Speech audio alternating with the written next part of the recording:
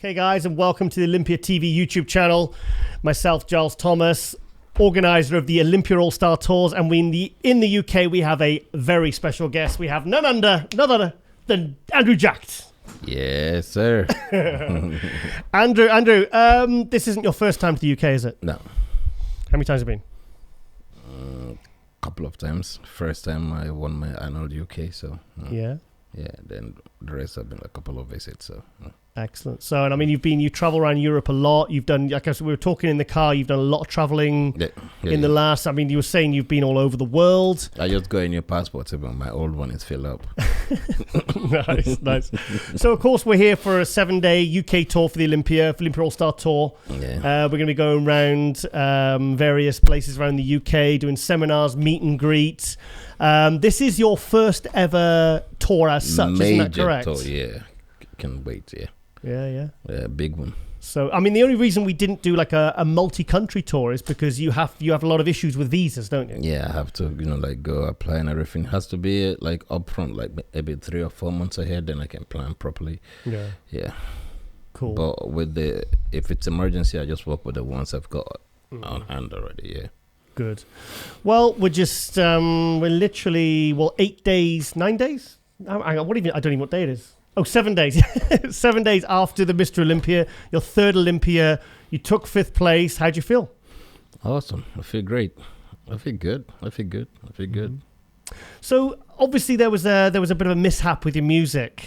Sorry to bring that up.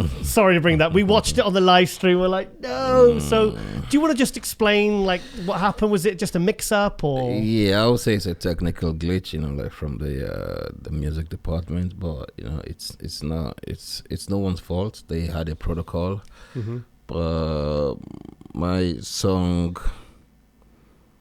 got some curse words, of which it's got a clean version to it also. Yeah. But I think they were just trying to, come up with an immediate alternative, which they actually did with, what's his name? Humankind, the Indian guy, the new rap.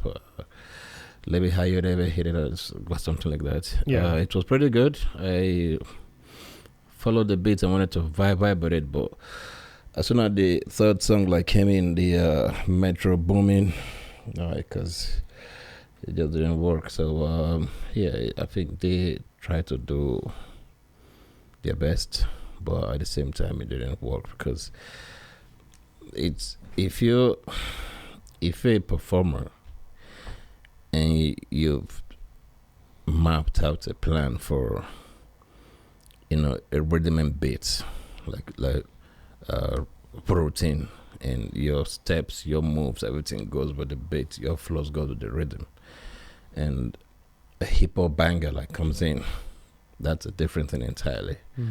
Adjusting, it's difficult, but you can adjust in with few seconds of mind control. But when a melody and the tune comes in, that it's just out of rhythm, it's out of pocket. Your body even just can't go. I think I wouldn't be as how can I say, not upset or disappointed, but I think because you are such a good poser, you're one of the better posers out there. Because I'll be honest, apart from Samson's routine, I was really disappointed with the lack of posing routines. So kind of like yours and Samson's, I was like, this is going to be good, because these two guys are very good posers. Yeah. I mean, it was, I had, a mini drama action, but, things happen. Things happen. Sorry, mate. I'm sorry to bring that up. No, I'm sorry. We had to bring it up because it's good you bring it up. So it even me myself, I felt bad too. But I mean, the show must go on, and I don't want to cause any delays. So I had to Yeah. Thank you guys, and I think what's what? Fantastic splits. Oh, fantastic splits there from Lauren. Oh.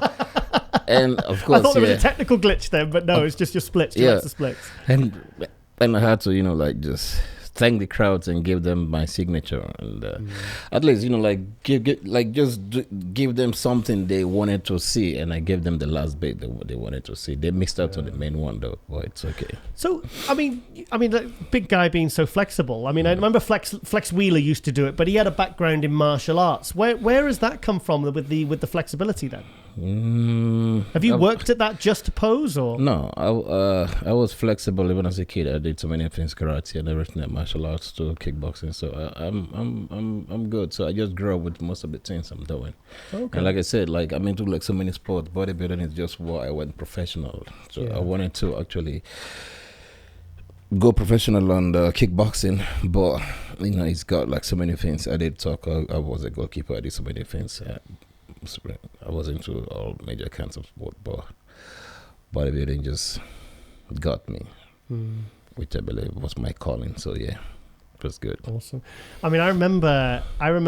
Like I said, I think it's incredible. You've done 3 Olympias. You've been 8th, 5th, and like we said in the car, like it was only 3 years ago you were an amateur. You literally went from amateur, you won the Arnold Classic, Ohio amateur, then you went to win in Texas, and then you went and get 8th in your first Olympia in your first year. I mean, I'm trying to think. I think Derek Lunsford did it in 2017. He went from amateur. No one has did it. Flex Wheeler was the one. Flex Wheeler didn't. He got his pro card 92 and 93. He did the whole run where he won like 4 literally shows. 4 shows. So mine was just the same year, so which means I still did better. And I won the Arnold Classic that same year. Oh yeah, of course. As a rookie. I got to throw that in there. So I think I still did good. But hats off to these guys, because backstage we're together.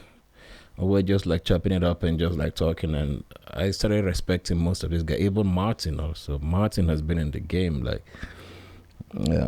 since 2019. Derek, Samson, these guys have been there since 2017, 2015. So I respected these guys a lot. Like, these guys have been there from then till now. I checked, and I'm like, I just started, and my first breakout year, it was better than theirs even. Even my first 3 years straight in a row, the record better than them. So I'm like, okay. But I respect them because of their ethics, their work input and everything. So seeing them prosper now, it's because of those hard work, those sacrifices they put in. It's paying off. It's, it takes a while, it takes time, but I mean, it pays off at the end of the day. Like most of these guys all of them have lost a pro show. I've never lost a pro show. I've never lost a pro qualifying show. I've never lost a pro show. That's true. Yeah, most of these guys have lost. I've never lost any. So, I Hunter's won a few, mine. Hats off to them. Hunter's won a few. Yeah. He's done pretty well. He won a few shows. I know he lost to you in Texas last year. Yeah. Hunter. He won quite a few. Honestly, Hunter made me a better bodybuilder. Why? Because of we've faced each. Hunter is no small names when it comes to bodybuilding. It's a big name. I mean, he got 5th. He got 3rd in he got 4th. He got 4th. Yeah, he beat Nick in 2021. Yeah, 21. Correct. Yeah. So Hunter is no big. And he's a big dude too. Yeah, and he's good. So. I've battled with Hunter, I've battled with Nick, battled with Samson. This Hunter, we've been like how many times now? He makes me a better person. His support. Because obviously you were 5th and 6th Olympia. You were right neck and neck. It was like, okay, even which way is this gonna go? Even in Texas too. But the thing about him, his support, backstage, he's a wonderful good. On stage we have fun. Backstage we have fun too. He's a brother. Nice. So I remember speaking to you at the Olympia back in 22, and that was you were sick. Remember you had was it COVID or flu? I had flu and COVID. I had everything. Oh wow! Because I remember speaking to you, and you were really you're hearing everything. You were not well. You were like, I just want to get this one done. I was messed up, but the goal was just to keep fighting because it's my first Olympia. I'm like, I'll just No, keep pushing. So was this the best you felt at an Olympia? Actually, that was the best I felt because I was broken, but still managed to pull off. Yeah. So I think that was a good one. Yeah. So I mean, obviously we're doing this tour now, so there's going to be no post Olympia shows for you this year. Just the Arnold. Is that the next one, the Arnold Classic? Yeah. That's Why is that? Why is that? Why didn't you do Romania or Prague or Spain? Yeah, because I've committed to this tour. I think before the Olympia, I think it was after the Olympia. Yeah, I committed. No. I can't remember. No. It was a few days before the Olympia. I committed to this tour. Right. And the thing about me, I commit to something. I keep to it, and also I would have done all the shows if it was like wide open for me, but visa restrictions, which I have to go apply and get appointment and do this and that in a short window. That wouldn't. Isn't it time consuming when you've got a job? Because I didn't realize you actually had a full-time job as well. No, it's not at all. It's not time consuming. It's just like scheduling in a meeting. Yeah. So you get an appointment, you just go do what you have to do, and that's it. So you just put your document there and there. But the problem is getting that date, that appointment date is really hard. Some takes 4, 3, 5 months. For each country. It depends on the country, but if you're lucky, a couple of weeks, of which it's not, and it's not just like doing it, but also you have to check yourself too. Okay, a couple of weeks for the appointment date, and then that's for the appointment date. And when you go over there, it takes 15 to 21 working days. To get approval. So the process and it's complicated. It's complicated. Exactly. I don't ever remember it being this hard for there was athletes like Behruz that couldn't get there. There was some other in other Olympia divisions that couldn't get, and literally pulled at the last minute. And obviously all the issues Hadi had in 2019 and ever since. And it's been the people have really had to jump through hoops to make this happen for them. I don't ever remember it being like this many years ago. So isn't it a shame that can potentially restrict athletes competing? No. Like every country has got their policies and way where you have to respect them. Yeah. Even Rami also was facing the same thing, and was he? I remember speaking to Jim Mannion. He asked me, and I told him, "Listen, it's real. This is what it's real. It's not just it's not faked. It's real. Like visa problems. It's a big of an issue." Yeah. So was this? I mean, it's your third Olympia. Yeah. Like I said, it's crazy to think that 3 years ago you were an amateur, and now you're on your third Olympia. Yeah. You went in the top 10. Now you're in the top 6. You're a legit top 5 guy now. I honestly think next year, I think you'll be moving up to top 3, and I can honestly see you and Martin being the two that move up towards Samson. Next year, I'm not moving to top 3, bro. That's what I like to hear. Next year, I'm not moving to top 3.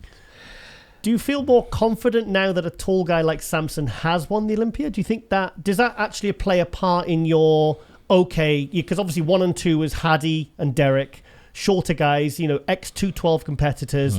Now you've got, the tallest ever Mr. Olympia was Arnold. We had Lee Haney at 5'10", Dorian at 5'10", 5'11". Now we've got a 6 foot tall Mr. Olympia. Does that kind of make you feel more confident coming into future years, or does it? No, I knew it would happen sometime earlier. I knew it would happen sometime sooner, so I wasn't surprised it happened because it's been calling for, and finally it came. So yeah. I think it opened so many doors, especially to the taller guys. So now we'll get lots of taller aesthetic guys now coming in too. And we'll definitely have some crossovers too. How do you mean?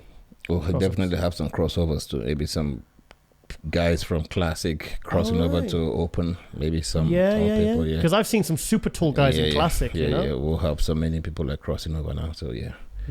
And we'll have so many pro card sleepers waking up now to come back. Yeah. Because the window is open now, so yeah. Plus, I think, personally as a fan, I'm a tall guy myself. I used to compete. I was tall. I get more excited. I'll be honest. I get more excited about the taller guys because they've got such bigger frames to fill. Mm-hmm. Like Hadi's amazing, but he can't. Is there much he can do with his frame at that size? I mean, they're kind of maxed out. They're impressive. They're incredible. But how much difference can they make to their physiques? A guy over 5'10".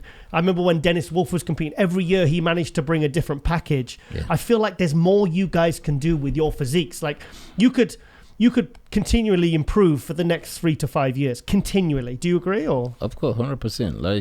Like, listen. The thing about we tall guys is we can, if we do 10 shows, we can bring in 10 different physics, which is really pleasing. Which would still be pleasing to the eyes. Mm. You know, that's the thing about us. But for shorter people, they cannot. Mm. Yeah, that's the thing about we. So let's talk about Texas versus the Olympia. Yeah. Which do you think was the better package? Which do you prefer? Of course, the Texas was better. Why? Because the Texas was just, I'll say a preamble. It was a preamble to the plan we had. You know, it was like it was like an unmastered work that we had.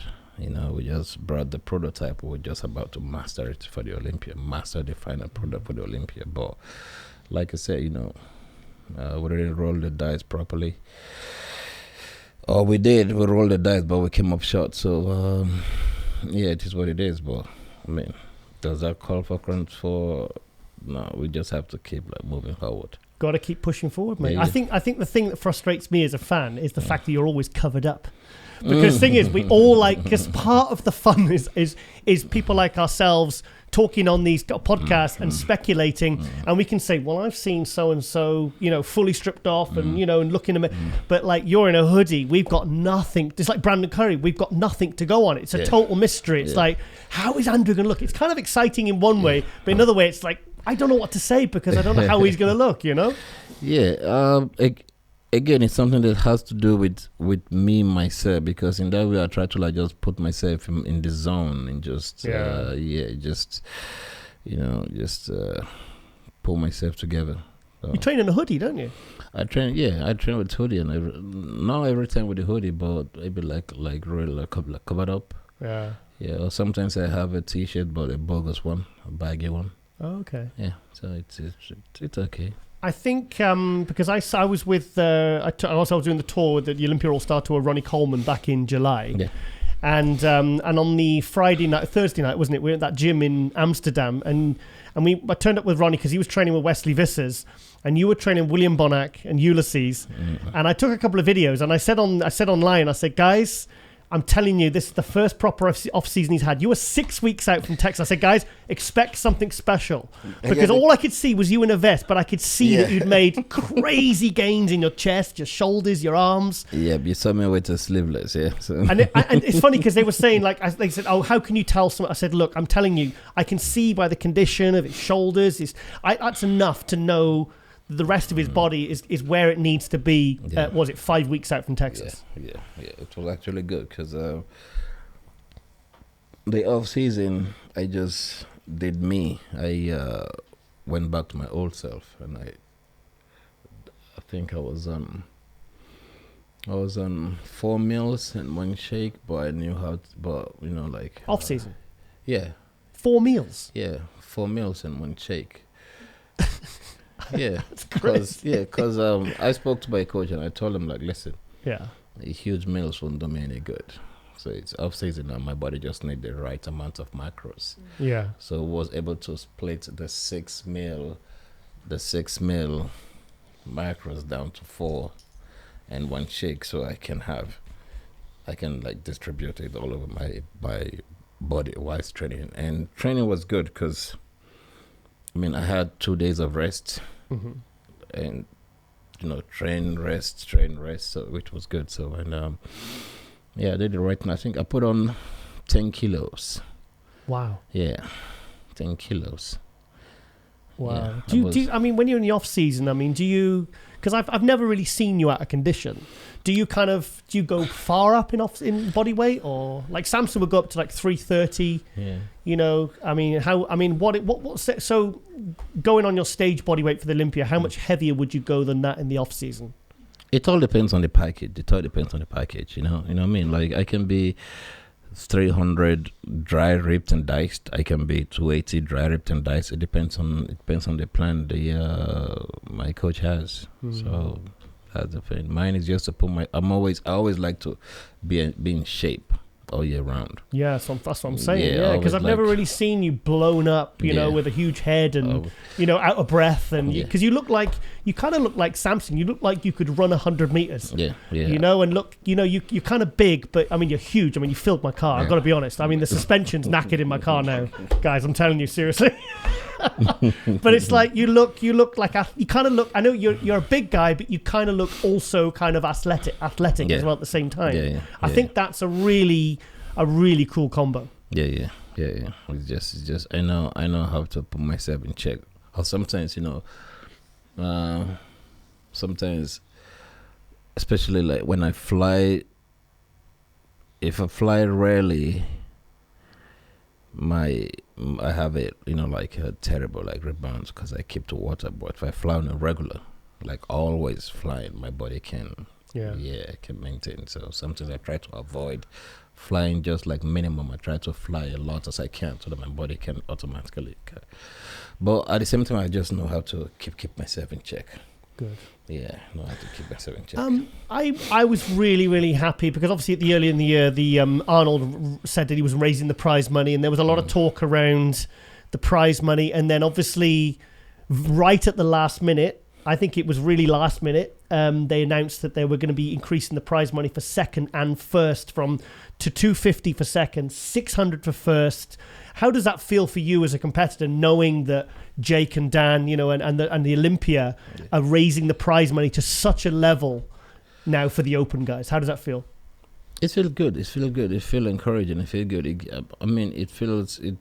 gives us it motivates us to push further, to go the extra mile, and also, you know, like I said, you know, special thanks to the sponsors also. Yeah. Not just the Olympia, let's see, Jake Wood and Dan Solomon, but the sponsors who also supported them in giving that extra. Yeah, thanks to them and the organization, to the NPC for, you know, having a good rapport meeting and, you know, friendly ties with these people. So everything goes together, and it means to Olympians also, the LLC, the Jake Wood and Dan Solomon, the understanding people. So it's a good to work with these people and come together with something good. Yeah, obviously they moved it to the resort. Well, I was at the 2022 Olympia. I didn't go last year. I didn't go this year. I'll be definitely there next year. But they moving the venue around. They've gone from Planet Hollywood to the Resort World. What was that new venue like? Was it a hit for you? It was still the same. Honestly. Okay. To be honest, bigger backstage though, wasn't it? To be honest, no. To be honest, it's still the same. Okay. Backstage, the same. The noise from the sounds, the echo, it was still the same. You know, it was still the same. Yeah, still the same for me. Okay. Still the same thing. Okay, because I remember I heard that the 22 one with the backstage they needed a bit more room, so I heard that the resort was a bit better in terms of space. In backstage, I think it's the same, but because last time they had everyone choked up there. Right. But this time around, they had everyone come at a certain timing, so it was okay. Not when you have everyone there, like 2022. Open, classic, physics, bikinis, this, and everyone was just there, so it was terrible. But now you just had, you know, like we doing ours, about to go, this other guys coming, doing theirs, about to go to the guys coming, so it was really good. Yeah, it was better. So I think one really nice part of the Olympia was seeing how happy you, William Bonac, even Hadi was for Samson winning the Olympia. For me, that was a real that was a really kind of heartwarming moment as a fan, as an observer, to see, because I was watching all of it. I watched it several times, and you are all like congratulating him, and you know, and obviously he was extremely happy. But what was that like? Because obviously, I mean, you and Samson, you know, you're both from Nigeria. You both competed against each other. You know, you say you're good friends. What was that like? You know, what was that moment like? You know, for seeing your friend win the Olympia. It's not just about seeing my friend win the Olympia. It's about seeing your fellow man win. You know,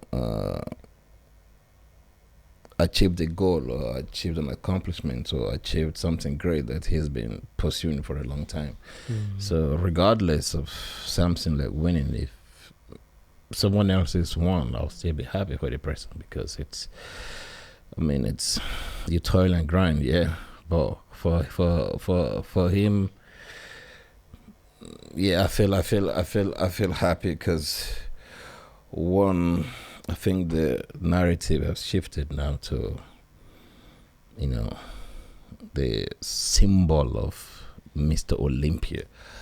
You know, the symbol, yeah, Olympia. I mean, you have to be a Greek god. What they are tall, handsome, muscular, athletic. Those features, those features of Olympia. Olympus, you have to be a Greek god. You have to signify that. Like you're walking anywhere and you're like, wow. You know, when people walk up to you and aspire to be like you and tell you, I want to be like you, that's the number one. Like, I think the fact that we've had so many different Mr. Olympia shows that it is judged fresh and fairly. Like it's based upon not whether you're the champ and all that. It's whether how you look on the day. You know, so you know. So I would. Is it fair to say that you know that if you show up and you're, you know, at your best, you know, you can absolutely win this in years to come. Yeah. Yeah, you show up good, you know you win. Yeah? Of course, yeah, 100%. There you go. Right, Andrew, I want to quickly, before we wrap up, I want to quickly go to your Instagram, because I want to bring up a couple of things, really. Let's have a look. Walk us through here. What's going on here, mate? You're looking quite serious there, mate. I think it was. I was just putting myself together. Mm-hmm. I was just in my zone, and I was just caught up by the camera. So you look at a very serious face there, mate. Yeah, and I was just like caught up by the camera. So it's nothing. It was just a regular me. You're looking hungry?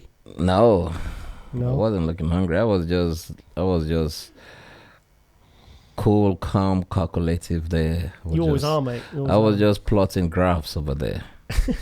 Yeah. And you know what? I like the fact that you're still like. I mean, we were talking in the car there, and we had a picture up from the airport, and you're not. I kind of like. It's almost like I had to force you to look back to a week ago, and you're like, well, that's kind of done now. I'm focusing on the Arnolds and and the Olympia next year. That's kind of all I'm thinking about right now. That's me. Like no dwelling. No, that's me. No. Yeah, that's good. That's stress-free life, bro. Let's have a look. Right, this is the Gilco for the footage. I mean, I just think these guys are amazing. You know, I never watched this. I just accepted his request and reposted. I don't watch my videos, bro. You never watched it? You not watched this yet? I never watch my videos. Even my media guy told me, he knows me. I never watch my videos. I just repost, like you tag me, whatever. I repost and that's it. I just accept. Done. I don't watch them. Because you said you don't even really look at comments or comments. I just keep the fancy gauge, liked everything. And sometimes the media guys will be like, Andrew, how about you just see this comment, see this comment, see this comment? I'll be like, okay, and I'll just go through them. Okay. But my own, I just like everything. You say crap, you say good. I just like everything. So is that how you kind of stay in the zone and keep your stress-free life? Like keep the blinkers on? Stress-free life, bro. Yeah. I wasn't on social media. Not until when I met with Larry, where said he brought me there. So, wow. Those things don't affect me in one single way. My head is filled with responsibilities and things. Yeah, bro. That's what someone is saying on the corner. I'm my own biggest critic. Yeah. So no matter what you say, I'm not saying it. Because I said this to you in the car. I was laughing. I was laughing. I said that it was only like a year or two ago. I was being trolled for being an Andrew Jack hater. Yeah. Because I told you this actually a couple months ago, and you laughed. I remember you laughed. And it's because what it was, I'm my job in the industry is to critique physiques, and it's not just you. Even Ford also, he's been bombarded too. But people think we're enemies. No, he's doing his thing. I don't even like. I'm living my life and doing what I'm doing. Anyone who says anything, what they want to do about me, I don't. See, I would argue people are saying like I'm not a hater, because I'm just critiquing a guy who 2 or 3 years ago, like you're a different physique than you were 2 or 3 years ago or a year ago. Yeah. I'm critiquing you. So if you read that, you probably be, well, I agree. Yeah. Yeah, I need this to bring this up, that up, that, and then a year later you bring it up. So it's not, how can you be a hater by...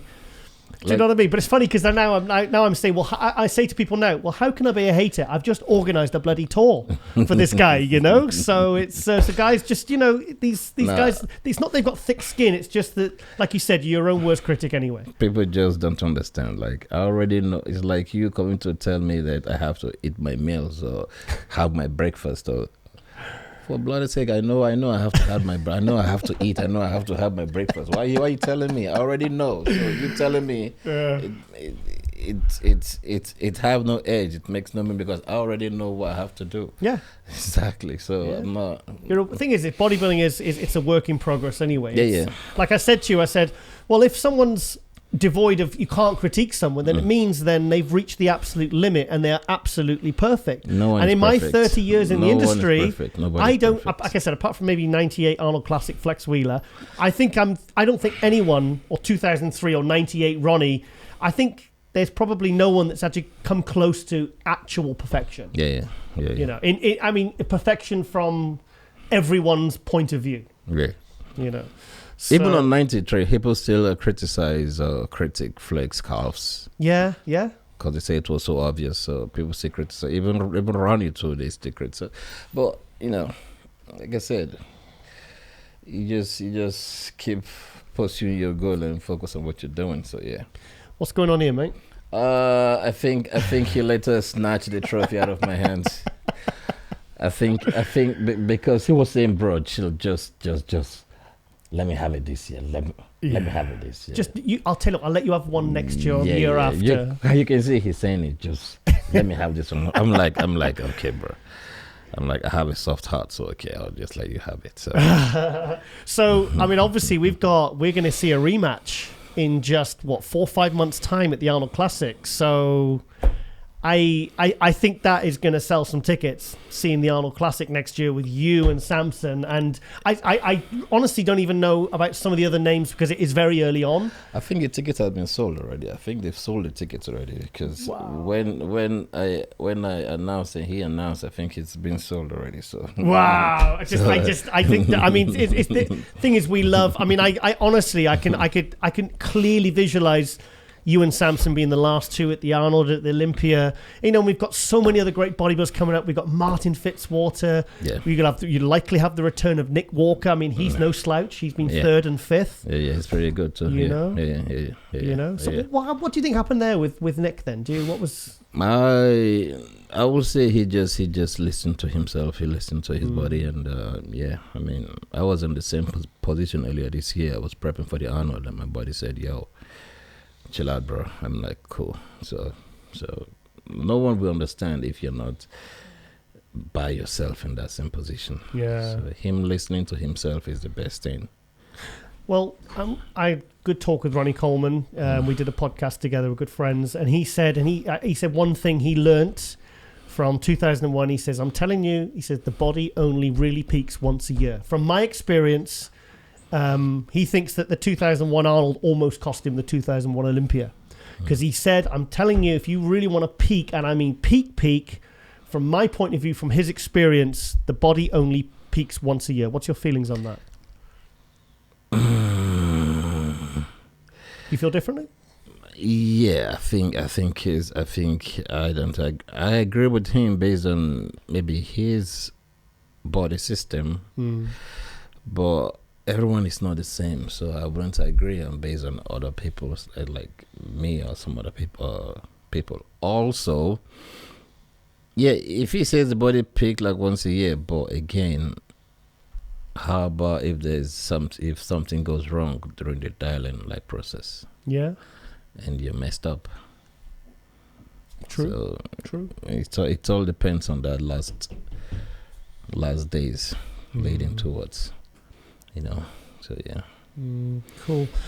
All right then, mate. Well, I think we're going to wrap this up because I want to get you to the hotel so you can get a nap. Yep. And, I need to sleep. He needs to sleep, guys. So Andrew Jack. In fact, because you even told me your name is Chinedu. Yeah, Chinedu. So your middle name is Andrew. Yeah, my middle name is Andrew. But obviously Andrew Jacked is very catchy. Andrew Jacked, yes, sir.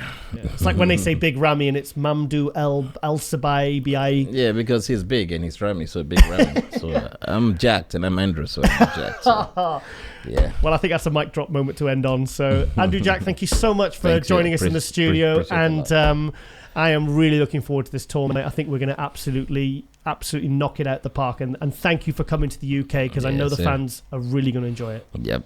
Yes, sir. Thank you. Appreciate it.